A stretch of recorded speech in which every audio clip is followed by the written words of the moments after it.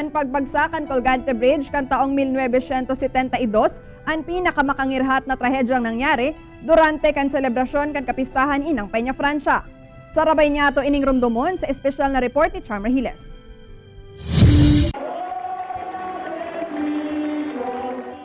Tuyong malaog ang bulan ng Setyembre pig-aabangan na ang mga darakulang aktibidad na mas nagtataong kolor sa kapistahan ni Nuestra Señora de Peña Francia ang patrona kan Bicol. Saro sa piga-atindiran kan mga rinibong deboto asin bisita ang Fluvial Procession o ang pagbuelta kan imaheng ina poon sa Metropolitan Cathedral pasiring sa Basilica Minore. Sa siring na aktibidad, igwanin dakulang papelan Colgante Bridge na pigaagihan ka na sambitan ng prosesyon. Kadakla ng mga deboto asin mga namamanwaan araman bilog na istorya ni ina, alagad sa mga bagong henerasyon. Ang iba, bakong pamilyar sa suway na istorya kan tulay na ini, ang tulay kun sa inagkurit nin sarong trahedya. 49 taon na ang nakakalihis.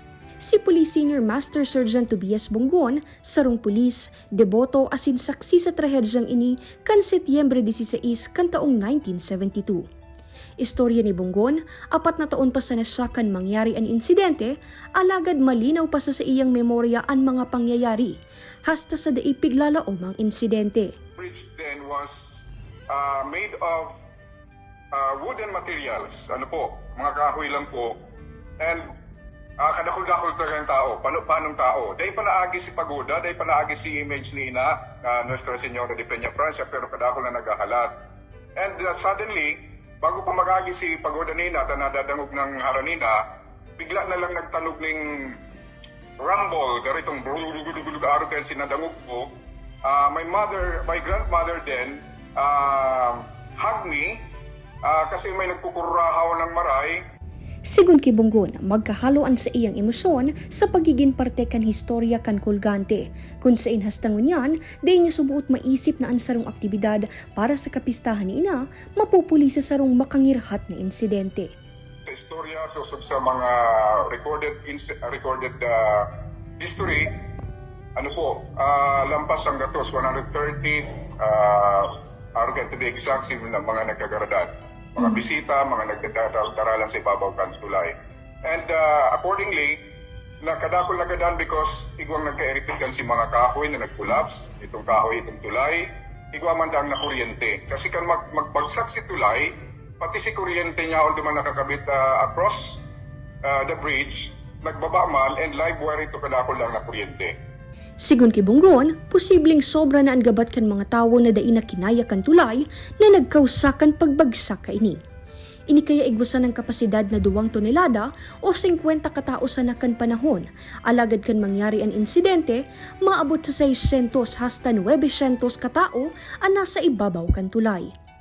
Mientras tanto sigun man kay Father Francis Tordilla, sarong church historian asin padi kan St. Jude Parish and Shrine.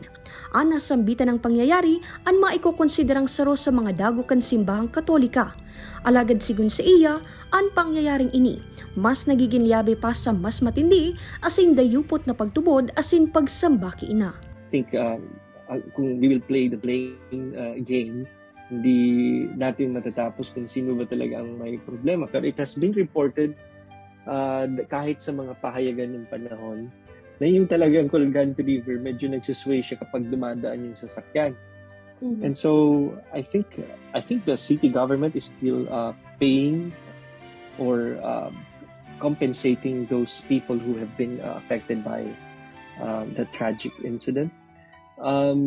But yung volume ng tao, I don't think nabawasan. Sigun kay Father Francis, komo man pagrumdom sa mga biktima kan Colgante tragedy, tuyong nagkakaigwan ning Fluvial Procession, naguuntokan mga deboto sa tangod kan tulay, asin nag-aalay nin pangadji para sa mga biktima kan trahedya.